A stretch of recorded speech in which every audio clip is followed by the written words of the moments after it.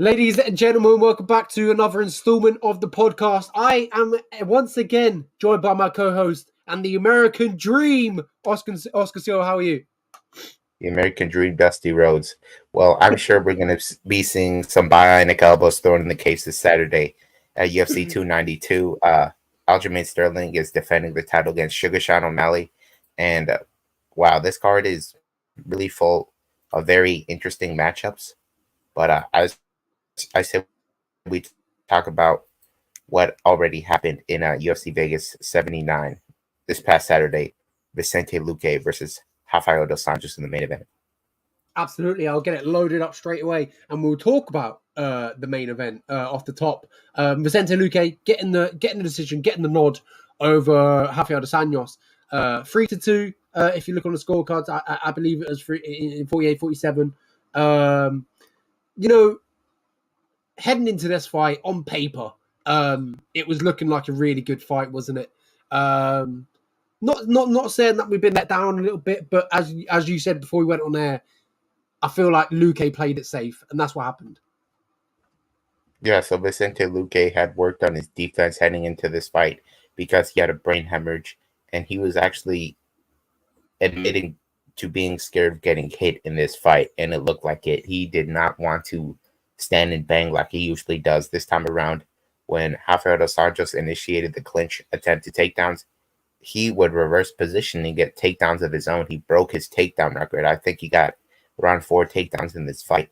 And I really couldn't have asked for more of him coming off of a tough knockout loss like that. He actually ended up getting 8 takedowns in this fight out of 11 attempts and got 12 minutes of control time. This wasn't the most exciting fight, but it showed that Vicente Luque is actually improving later in his career. And for Rafael dos Anjos, I'm not exactly sure what he was thinking going back in the clinch after being outmanned, quite frankly, continuously. So this was a solid performance by Luque, showing that he's not just a one-trick pony trying to finish guys. Now he can outmaneuver them. Absolutely, and I was talking really good about RDA, but now we're kind of looking at it. Obviously, he's been around in the UFC for a very long time. He's almost 39 years old. What is the goal right now? What do you reckon the goal right now is for RDA? Where does he go from here? Because ultimately, he's never really going to get to the top, I don't believe. I don't think he's ever going to reach them heights ever again. Yeah, the thing with RDA is obviously he was a former lightweight champion. That's where he belongs. But the thing is that weight cut is not kind to him. And here at welterweight, he's gonna get out wrestled, out muscled by these big guys like Luque. So it's a tough spot for him. I don't think he's ever gonna even crack the top 5 of this division. Same thing goes for the top 5 of the lightweight division either. I just think he should be in a point where he's taking fun fights, honestly. And he's already moved to Austin, Texas. He's going to open a gym there. He's already thinking about his retirement. So for Rafael dos Anjos, I'll still watch this guy fight no matter what, but it's not going to be in title contender bouts.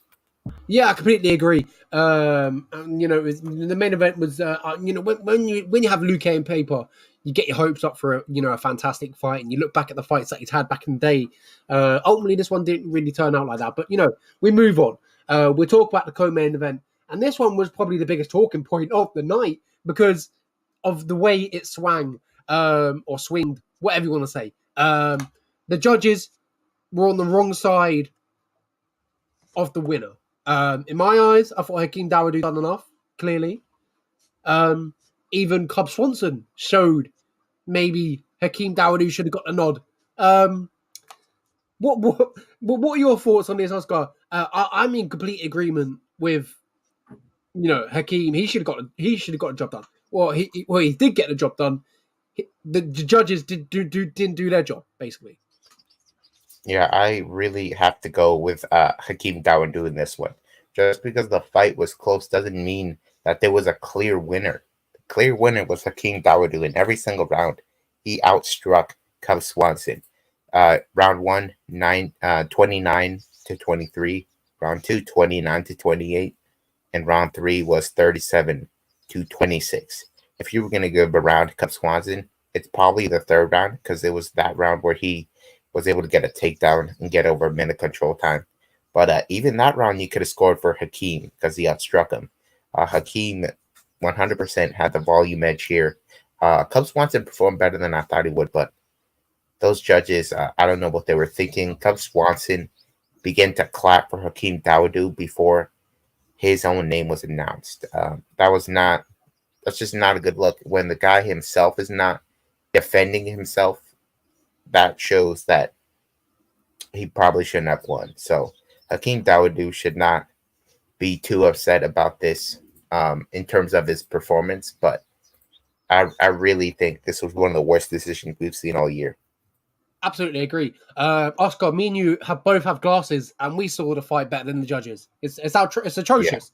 Yeah. We'll move on. We'll talk about Khalil Roundtree. And I said this last week. I just felt like Chris Dawkins was going to get knocked out. You said it as well. 3 devastating knockouts in a row. It's going to be hard for anyone to really, mount anything, overcome that like that. Getting knocked out against Derek Lewis, Curtis Blades, Jairzinho Rosenstruik, and now Khalil Roundtree is one of the hardest hitters at 205. Credit Dorcas, them 3 knockouts were heavyweight, but that 40 pounds cut, man, it's going to make him more vulnerable, and we saw it. For Chris Dawkins, he was in a bad spot to begin with. Not only was he having a lot of success in heavyweight because he had that speed advantage, he also wasn't that great of a wrestler, and that's what he wanted to do. He wanted to use his black belt in jiu-jitsu, but Khalil Roundtree is a physical specimen. He was able to defend the takedowns, and on the feet, his Muay Thai is off the charts, man. And Chris Dawkins, no longer having that big speed advantage, he really suffered from it, and it appears that his durability has been significantly decreased by the damage he's taken against Curtis Blades, Derek Lewis, and Jairzinho Rosenstruik. I really think he should be fighting a guy that's at the bottom of the food chain at light heavyweight in his last chance. And for Khalil Roundtree, he requested a main event. I think he's worthy of it. He's got excellent striking, a fan-friendly style. So yeah, for Khalil Roundtree, I think it's time for top 10 opposition. Yeah, it'll be interesting to see where Khalil Roundtree goes from here. But I kind of want to talk about Chris Dawkins. You talked about, getting that another shot at, the bottom of the barrel, should we say, at 205s. Do you think they give him another shot? I mean, 4 knockout losses in a row. It really wouldn't surprise me if we see this week a notification from the UFC roster watch, fighter removed Chris Dawkins. That wouldn't really surprise me, to be honest. Yeah, they did cut his brother Kyle Dawkins for less after he suffered 2 defeats to Roman Dolidze and Eric Anders by finish. So that's a possibility, but he is a guy that's kill or be killed, and the UFC does like those guys. So maybe they give him like a 10 or Bose or something like that. And the most important thing as well, the UFC need heavyweights as well, so they're probably more lenient to keep hold of him, so we'll move on to the next one. Ismael Lucindo. This was the UFC told you so fight of the week, Oscar, and you got me. You won this one. Yeah, so apparently the former jiu-jitsu world champion Pauline Viana could not handle the young Yasmin Lucindo. Her jiu-jitsu was apparently very high level. We had seen it on the regional circuit against, really bad competition. But for her to do that to Polyana Viana, who has never really been subbed like this with that arm triangle, she did get subbed with an armbar in the past. But yeah, not a good performance by Viana. I thought her advantage would be in the pure jiu-jitsu, but that wasn't the case. So she was completely outgunned. Yeah, completely agree. Fantastic performance from Brazilian. Tough spot Poliana Viana is in now, but nonetheless, good performance. We'll move on to AJ Dobson versus Tafon Nchukwu. This one, I don't know how to explain this one. I thought Tafon Nchukwu maybe had the edge. AJ Dobson was 0-2 inside the UFC, and obviously Tafon Nchukwu wasn't the best run on his own right, but AJ Dobson got the job done. That's probably the best way to explain it. Yeah, so AJ Dobson brought out his wrestling singlet for this fight. He got 2 takedowns, and that was the difference maker. on the feet, it was a little close, but it was clear that Dobson was better. He had more output in this fight, so that's what got him the job done. This wasn't the most exciting fight. So yeah, that's all you have to say there. Dobson wrestled and he got the win. Absolutely. We've got a few more minutes until we move on to the contender series of PFL. But we've got some really good fights to really talk about now. I mean, the prelims and obviously the Josh Friend versus Jamie Pickett fight, they really delivered. I really enjoyed the prelims. I thought the Josh Friend fight and Jamie Pickett, that was a phenomenal fight. They were really going at it. I wasn't too big on this fight. Honestly, it was a lot of control time. There was not even 50 significant strikes landed total by the two guys. But Josh Friend was the better guy in there. Even though he didn't get any takedowns, he was the guy getting the control time in the clinch on the feet. Josh Friend, I thought he was going to get a finish here. I'm not overly big on either guy's future, but good for Josh Friend. Absolutely. But we'll talk about some stars. I talked about him last week. Marcus McGee, phenomenal. I feel like this is another fight that he can win against JP Byers. Obviously, JP Byers has not had a great success inside the UFC. Terrence McKinney as well. Obviously, I don't want to call it a layup fight, but another fight that he can win. And Isaac Dolgarian as well. A fantastic performance versus Francis Marshall. Martin Bidet as well getting a submission win. And Jacqueline Amorim obviously getting another ground and pound win. That was a fantastic fight. Damar Blackshear, remember that name because we'll speak about him later as well. Getting another fantastic win against Jose Johnson and a twister, the third one of the UFC history, and Luana Santos as well, defeating Juliana Miller. Sum up them first, the prelims. Yeah, the prelims had 0 decisions on them. They were very fun to watch. All of them ended in the first round except Amor versus Conejo, and that was complete domination. The prelims were awesome. Anybody that skipped this card probably doesn't feel too good about it. They probably have FOMO syndrome. Yeah, absolutely. We'll move on to the contender series and PFL. But I just want to quickly talk about Juliana Miller. Tough spot she's in now. After winning tough, she's dropped 2 back-to-back losses, and I thought this performance could have been the worst performance yet. I thought she looked terrible. Yeah, Lorena Santos, not exactly known for being a knockout artist. She herself is more of a grappler, and she fought Juliana Miller, and Juliana Miller, the technique simply wasn't there. She was just fighting with her spirit out there, and that did not go well for her. As soon as she got rocked, she never recovered, and there was just nothing to fall back on, and the fight had to be stopped. Absolutely. We've got a few minutes, and we'll just quickly talk about this segment. Will be about the contender series and PFL that is upcoming this weekend. The contender series that happened last night, I really enjoyed it. Other than the main event, other than that, we had a really, really, really good card. Top to bottom, obviously, we started off with 2 finishes, a decision, and then obviously another finish. And obviously, what happened in the main event? Abdul Al-Aswadi really stamping his claim. He really impressed me in this fight. He showcased a lot. Heading into it, there was a lot of talk by myself as well. That obviously how good George Hardwick was, striking, everything about him, the way he mixes it up is so good. The way I'm talking about him now, you might think he was the best fighter in the world, but on this night, Abdul had his number, and did he badly have his number? I mean, it was 30-27, beat him up, was always first to the punch, always last to the punch as well. He was not letting George Hardwick have the last say. He always had to get in there. Fantastic performance. Sum up contender series. Who's the one you're always looking forward to? I know Ibo Aslan as well, the Turkish 205er. Man, we had some fantastic performance last night. Who's the most you're looking forward to?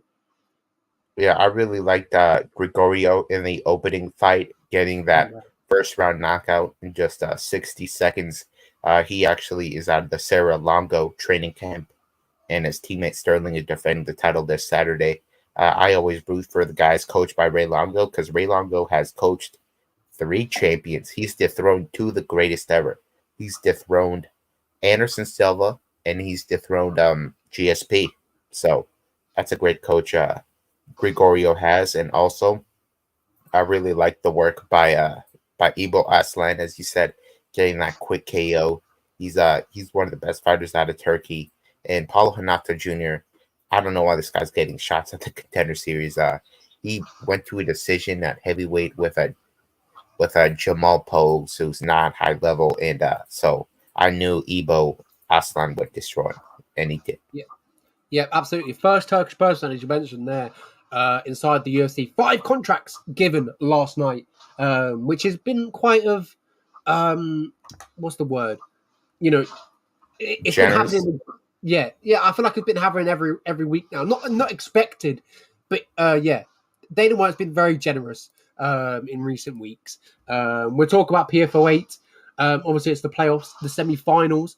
We've got heavyweights and women's featherweights this weekend. We just talk about this quickly. We'll just talk about the playoffs, and we'll talk about a few fights on the prelims. Henan Ferrer versus Maurice Green, Luisa Pacheco versus Alina Kozenk, Dennis Goltsov versus Jordan Heidemann, and then we have Marina versus Amma Leibrock. I'll go through my quick picks. I really rate Renan Ferreira. I think he's fantastic. He's very tall, very long, very rangy. His striking is very good. He's had a little bit of ups and downs as of late, but I do choose him to pick Maurice Green. Luisa Pacheco versus Alina Kozink. I've had Alina Kozink on the show a few times, and we've had her on recently as well.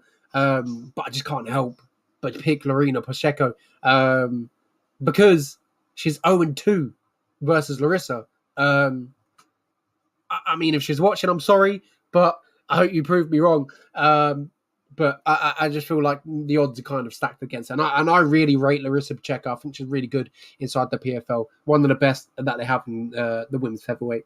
Dennis Goltsov versus Jordan Heidemann. I'm going to pick Dennis Goltsov. I feel like this is where we're going to see Jordan Heidemann find out. And not find out, but, find out, not levels, but I think that Dennis has got so much experience. He's been in the PFL for a very long time, loads of seasons. And it won't be bad for him to take the loss, but, against Dennis Goltsov. Marina Makakina versus Amma Leibrock. I'm going with Marina. I like Marina. I mean, the way she fights is fantastic.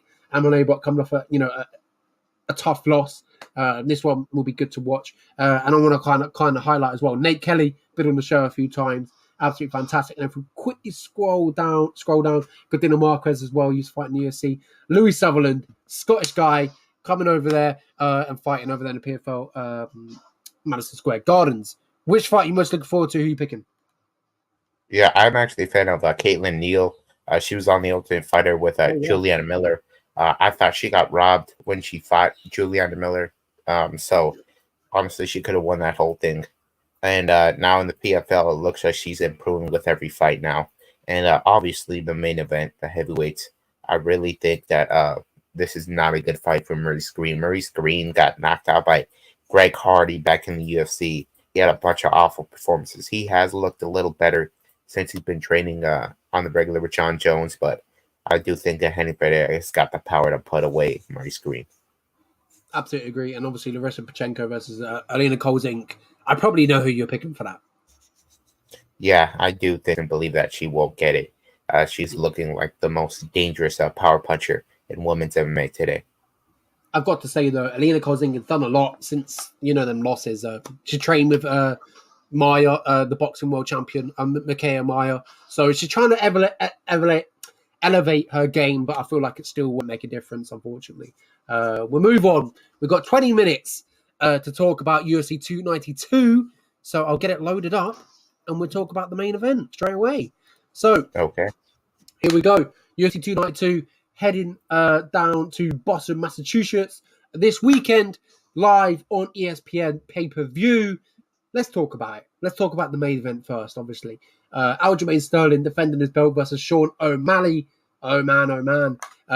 Sean O'Malley started his career as a young, brash, looking up to Conor McGregor, got his shot in the Dana White Contender Series, absolutely thrived and ran with it ever since, and is probably arguably one of the biggest stars we have in MMA right now. If he wins this fight this weekend, his stock, his fame, everything will be huge. It'll be massive. I think O'Malley is a star, and if he wins this weekend, he's an even bigger star. I would put him up there with the likes of like just big. I had to think there, but he would be huge if he wins this weekend. But the problem is, if you look at the man across against him, across the fence, Aljamain Sterling. Jesus Christ. I mean, one of the best that we've had at bantamweight. Yeah, he had a tricky fight against Peter Yan, but since that, he's looked near unbeatable, really. Let's be honest. Fantastic performance against Henry Cejudo. And now he takes on Sean O'Malley. I don't think it's going to be easy for him, but I think it's going to be eventually he's going to get the job done. And I see a late finish for Aljamain Sterling. I see a backpack late finish. And there's this talk about how Aljamain Sterling, his wrestling's not that good, but he's obviously his jiu-jitsu's good, but his wrestling's not all that good. He took down Henry Cejudo. That's all I need to know. He's going to take down Sean O'Malley at one point. It doesn't matter when, he will. Yeah, I agree with you.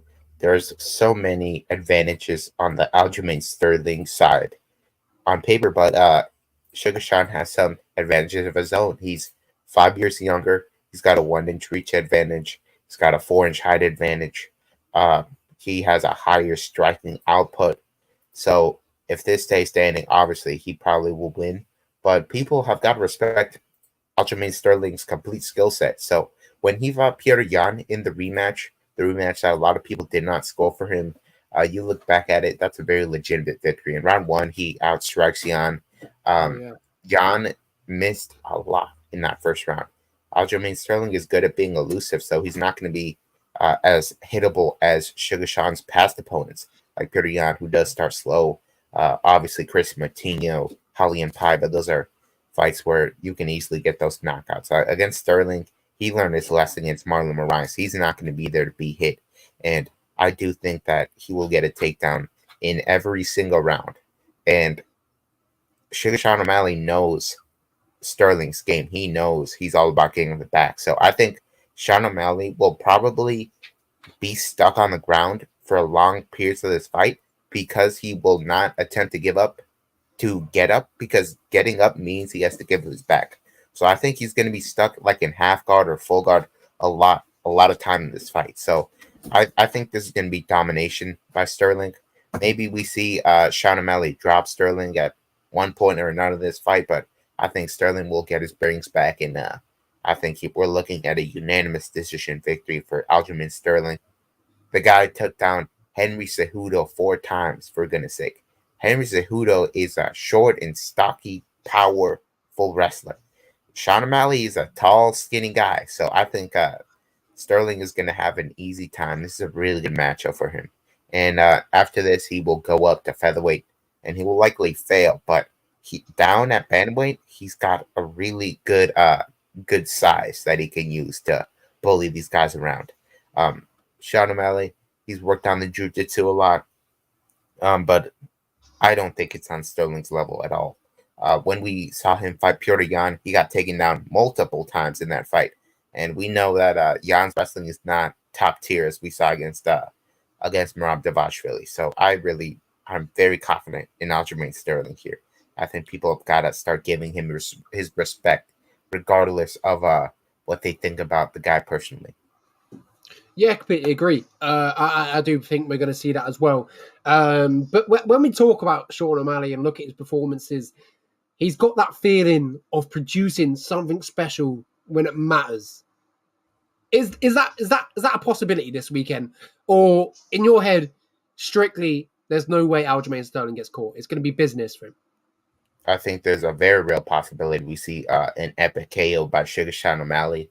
But I just think that Aljamain Sterling has done his homework, and he's not going to be struggling with him for too long and allowing Sean O'Malley to snipe him from the outside. So, that maybe I would say that would happen if Sterling's weight cut goes horribly, because as we said, the guy's moving up because the weight cut is not kind to him, and bad weight cuts, it can really affect your chin. So we could see something happen there, but I do think that Sterling has so much momentum on his side.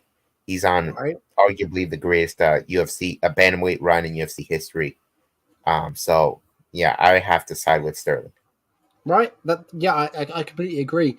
I mean, I love talking about this. Say in a world Aljamain Sterling wins, what would you do if you were Aljamain Sterling?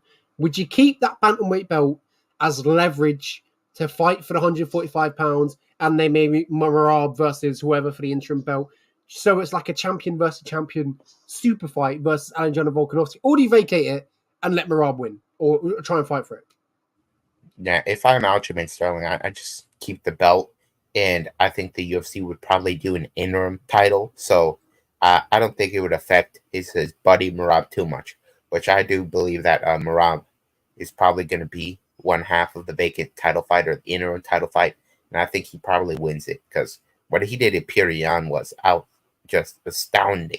It showed just how good he was. So I think he's going to be champion regardless. Absolutely. Fantastic main event at bantamweight. I'm looking forward to Aljamain Sterling versus Sean O'Malley. We've got 2 title fights to talk about. That was the first one. This is the second one. A women's one. A women's UFC strawweight championship bout between Weili Zhang and Amanda Lemos. This is a fantastic fight. When you look at their runs as of late, Weili is looking fantastic. After then, the double losses versus Rose Namajunas, getting that spinning back fist over Joanna Jacek and obviously Carla Esparza, getting the rear naked choke. Amanda Lemos, on the other hand, we know what her game is. She's got power in the hands. The striking's fantastic.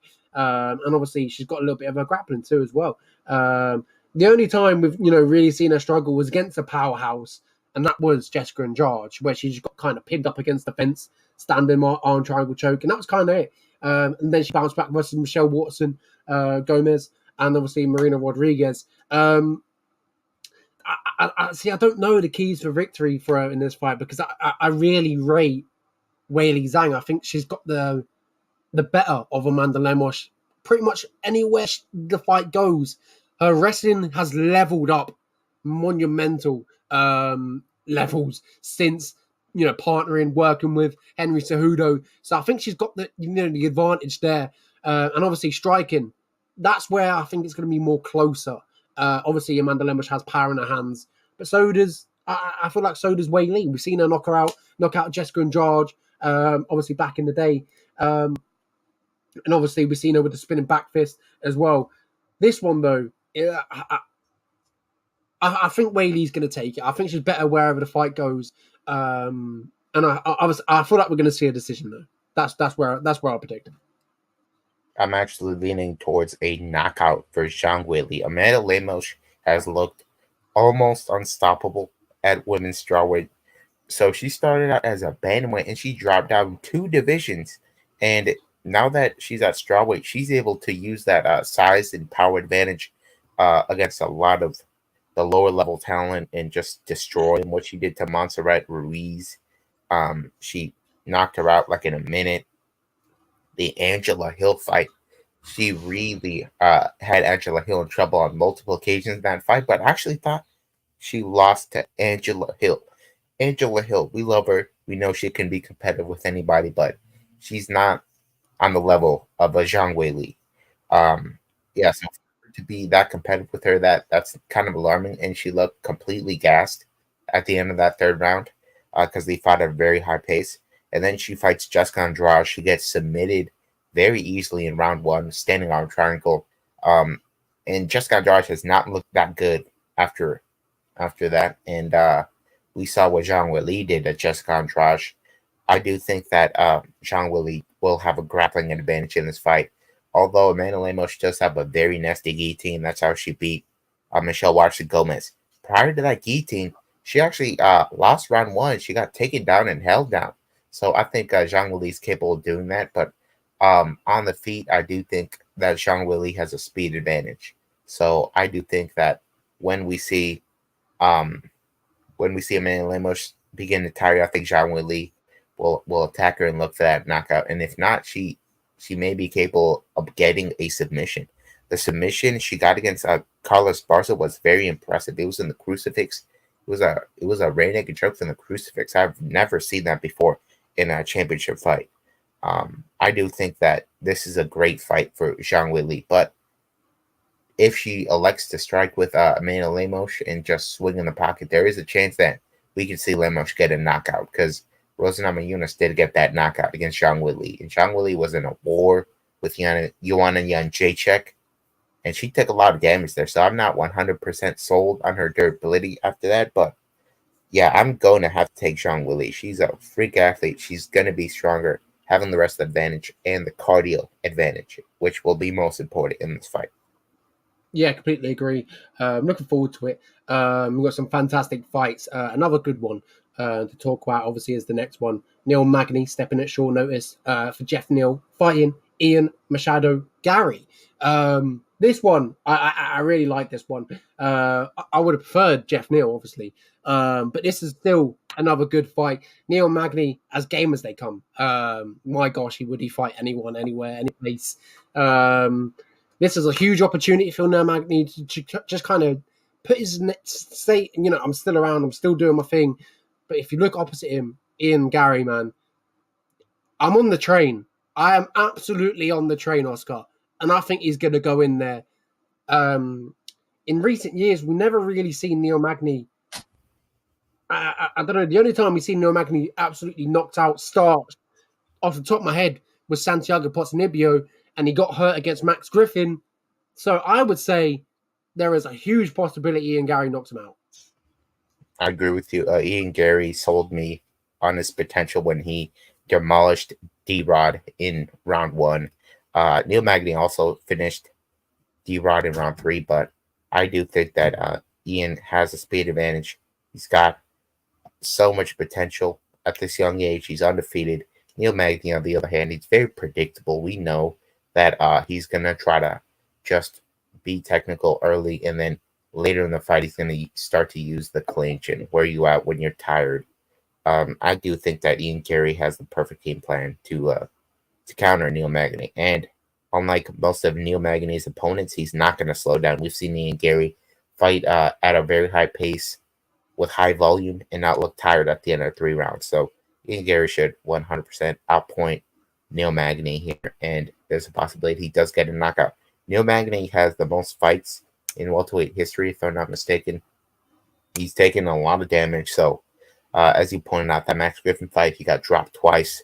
We could see Ian Gary get a finish, and he's got a really good submission game too. So, I think Neil Magny has a lot to worry about, and Ian Gary not so much. I think Ian is maybe my most confident pick on the whole card by unanimous decision, I'll say.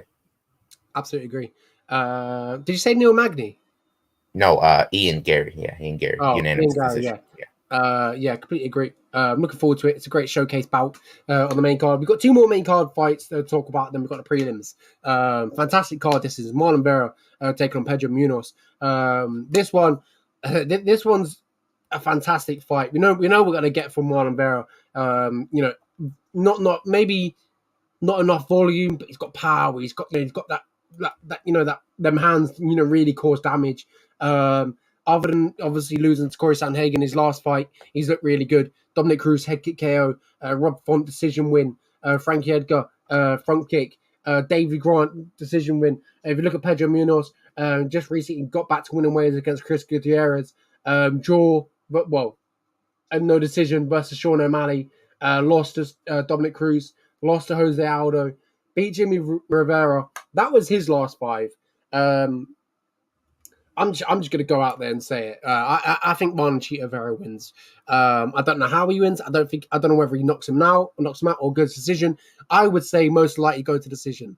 I don't really see Pedro Munoz getting finished for Marlon Vera. I mean, Marlon Vera has been a very, very violent finisher as of late, so it definitely could be a possibility. But I see Pedro Munoz hanging in there, and I think Marlon Vera is going to take the wide decision victory. I think this is a very close fight, and a lot of people don't realize it. Marlon Vera, his style is best suited for 5-rounders. The Dominic Cruz fight, he lost the first 2 rounds, but he was able to get that fourth round finish. He does well later in fights. He's got multiple third round finishes out there, but unlucky for him, he's fighting the guy with the best chin in the whole division. Pedro Munoz is the most hittable guy in the division, but has the guy ever been knocked out? No, that chin always holds up. So there's no reason to believe that Marlon Vera will be able to do it. I think Pedro Munoz has been slept on by many because he fought the highest level of competition, so many champions, but those guys can't put him away. In his last fight, he came in as an underdog to a guy on a 7-fight win streak in Chris Rodriguez, and he beat him. So he's got some momentum. Marlon Vera, on the other hand, his last fight was Corey Sandhagen, and he himself said that he just didn't show up that night. His body just wasn't working with his mind well. So if he has another flat performance, Pedro Munoz for sure will win this fight, but I do think he's going to come in a little extra hungry, and he's got really powerful kicks, and I think at the end of the day, Pedro Munoz being super hittable will be in his favor. Pedro Munoz will win that first round. I guarantee it. Marlon Vera loses the first round to everybody, but come round 2 and 3, I think Marlon Vera might land the bigger shots and win a decision. But there's no real confidence here from me. Yeah, I like the pick. I've got Marlon Vera as well. We'll move on to the last main card fight. That's Mario Batista versus Damon Blackshear. I told you to remember his name. He's back 1 week later. Phenomenal stuff from Damon. I'm looking forward to it.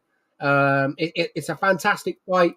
I really rate Mario Batista. I've been saying it. We said it for years as well. Other than he lost to Trevin Jones. Other than that, he's looked not near perfect, but he's looked really good. Jay Perrin obviously beating Brian Kelleher as well, beating Benito Lopez, and obviously beating Gilda Kennedy in his last fight.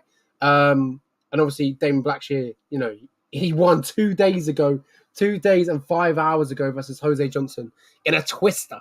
Yeah, this is a fantastic fight. But I'm just gonna pick Mario Batista. I think he's got fantastic trades when it comes to his strike, and his hands are very, very crisp. He's got the submission as well, submission game as well. So I feel like he's going to be able to hold up. But Damon Blackshear is 2 back-to-back wins now. This is a good one for Mario Batista to get under his belt. I'm picking Mario. Who have you got, Oscar? Yeah, you have to go with Mario Batista. Damon Blackshear defeated who was it? Johnson this past Saturday, and that was an easy fight. He got the twister. He won't be able to do that to Mario Batista. Mario Batista is a very good fighter. He trains out of the MMA lab with Sugar Sean O'Malley, with who just knocked out JP Bays, Marcus McGee. So he's got really good training partners. Marcus McGee. And he had a full camp. And Damon Blackshear, he didn't take any damage against Jose Johnson, but he has to cut weight again. So you have to imagine that's not going to be great for him. And Mario Batista will have a wrestling advantage here. And I don't think he's going to be open to be submitted. And on the feet, I would say he probably has crisper boxing. So I'm going to go with Mario Batista by unanimous decision. But I do think that Damon Blackshear will give him a tougher fight than his last 4 opponents. Guido Cannetti, Benito Lopez, Brian Kelleher, and Jay Perrin. He was able to dominate those fights and get finishes in 2 of them. I don't think he can finish Damon Blackshear, who's shown that he's definitely UFC level.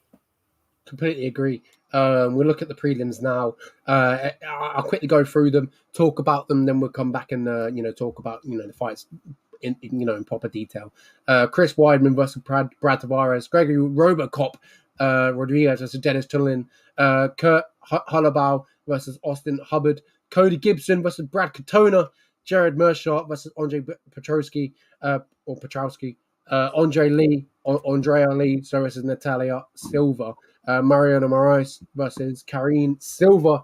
There's the prelims. Obviously, you can see there Cody Gibson versus Brad Katona, Kurt Holloway versus Austin Hubbard, the top 31 finals. And then we have Chris Weidman, former UFC middleweight champion, returning after his leg break. It's going to be interesting to see how he gets on. I'll quickly do my picks. Chris Weidman versus Brad Tavares. fantastic fight. Looking forward to it. A sensible fight to get Chris Weidman back in there after obviously the unfortunate event versus Uriah Hall, where he landed a kick in the first 10 seconds or whatever it was, and that was it. It was done. 17 seconds and it was broken leg. Wrap. Unfortunate. It's been a while since he's been obviously in the cage, and now he's fighting Brad Tavares. Brad Tavares has also been in the UFC for a very, very long time. His record speaks for itself. Fought, the who's who in the middleweight division. But if you look at Aslay, 2 back-to-back losses versus Dricus du Plessis and Bruno Silva.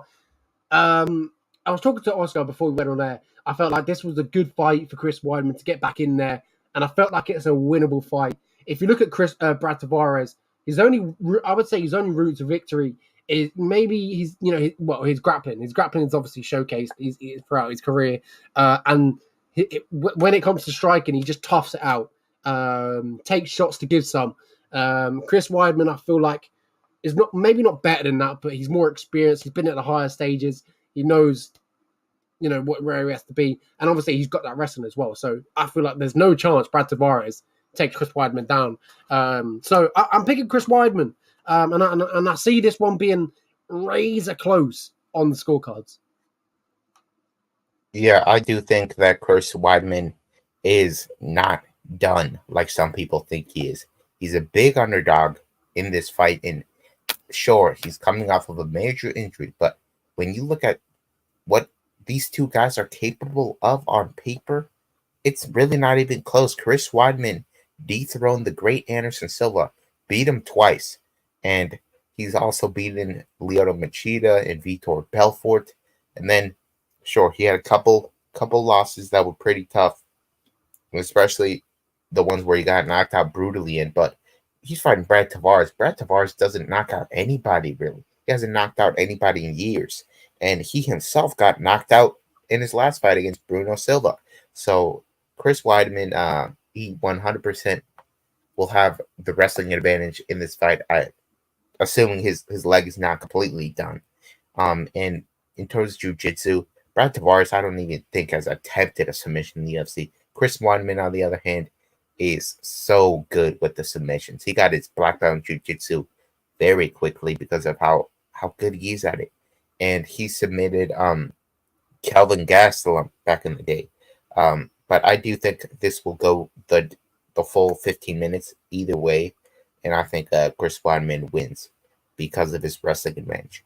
And if he can't use the wrestling advantage, the takedown threat on the feet probably will be enough to make Brad Tavares a little timid. Brad Tavares does have 80% takedown defense, but Chris Weidman was taking down the likes of Yoel Romero. So I do think he should win this fight.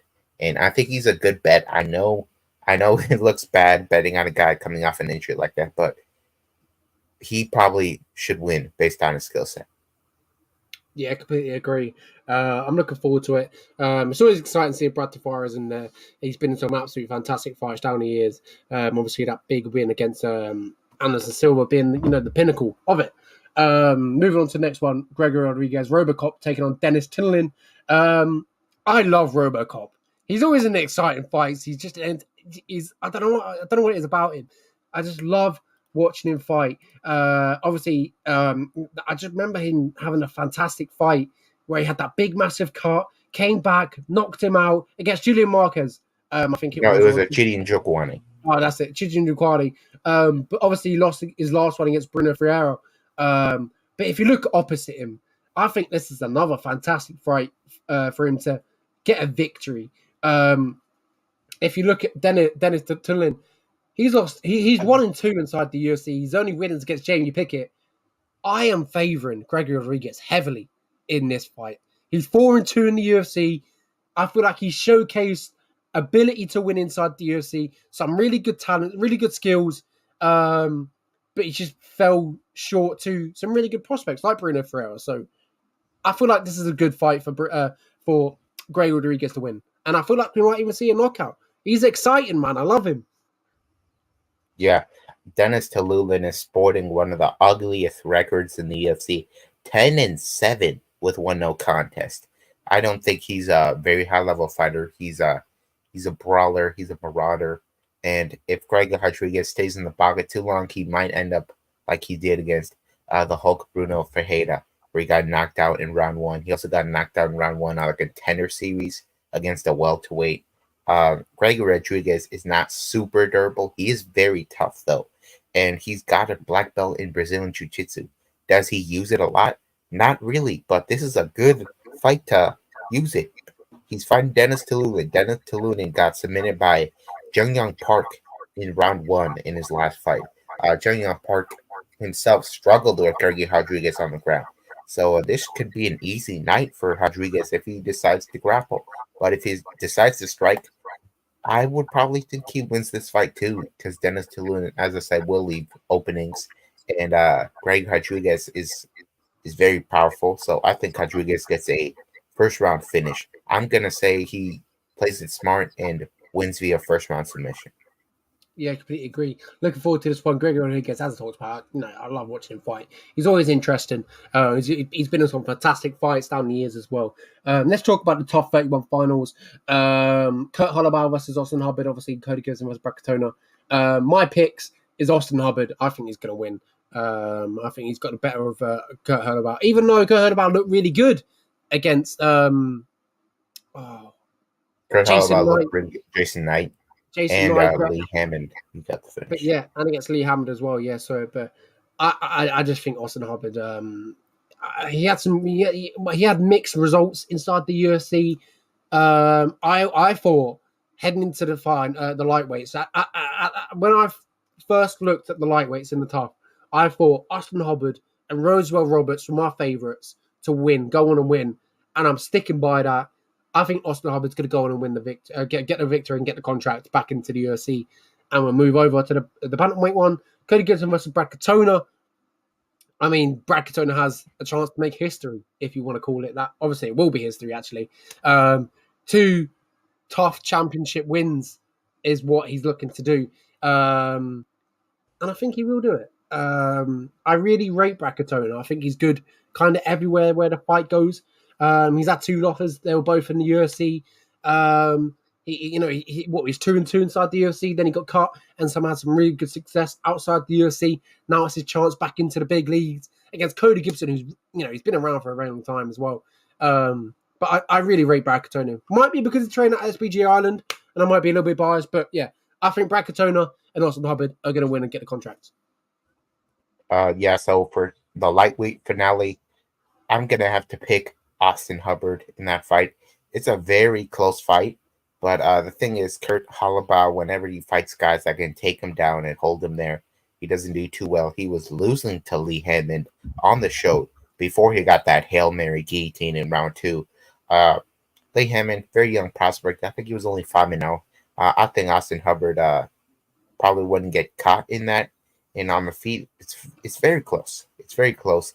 But I think Austin Hubbard will get some takedowns in this fight and edge it out barely by split decision. And in the bantamweight finale, Cody Gibson versus Brad Katona. Brad Katona already won the show, and then he got into the UFC, and he only lost twice, and then they cut him. I don't think this should come. He's a really good fighter, and he's a guy that's not gonna make a lot of mistakes out there. He's gonna play it safe, and he knows how to win rounds. Cody Gibson, on the other hand, he had a tough stretch in the UFC. But since then, he's not impressed me all that much. Sure, he did get the flying knee against Mando on the show.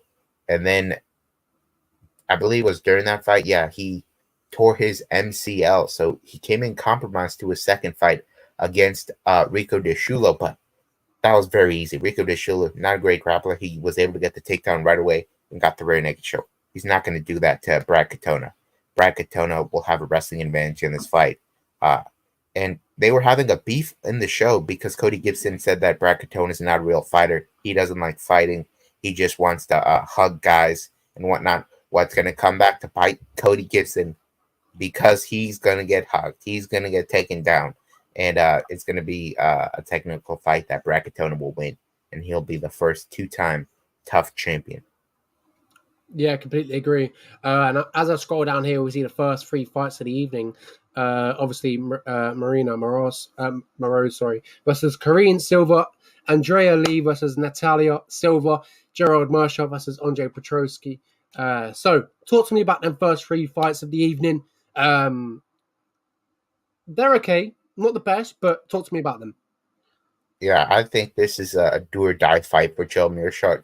I think Joe Mearshart, when he was having better days, probably wins this fight, but his durability looks worse and worse. In his last fight, he got knocked out by Joe Pyfer right away. Before that, he was able to submit Bruno Silva in round three. That was a great performance. But you look at his fights with Dustin Soltfis and Krzysztof Jotko, those are guys that take him down, defend the submission attempts, and do well. The Stoltzfus fight, Stoltzfus did get eventually submitted round three, but rounds 1 and 2 were really good rounds for Dustin. Complete domination. And we're talking about a guy, Andre Petrosky, who is on a very good run right now. He did well on the Ultimate Fighter. He got a win on the Ultimate Fighter. But after that, he comes to the UFC. He gets 4 fights, and all 4 fights have been really impressive. Uh, Wellington Turman was the only guy he didn't finish. That was a very boring fight. But at the end of the day, the guy will take you down, and he will overpower you. I think he is going to do that to Joe Mearshart, and he wins a unanimous decision. Yeah, I completely go. I got Jared Mershot as well. You pretty much summed that up perfectly. So we talk about the next two fight, Andrea Lee versus Natalia Silva. Andrea Lee, if you know, not scroll back a few years, if we just rewind and kind of look at the position she was at, she was fighting these, not I want to say top contenders, but she was up there. Sorry, she was up there. She was fighting John Wood, Laurie Murphy, Roxy Modafferi, obviously beat Antonio Shevchenko, beat Safia Cavillo, but then kind of lost against Viviana Rougeau, Macy Barber. She loses against, the top 10 of the division. I don't think she's ever going to really get further than that.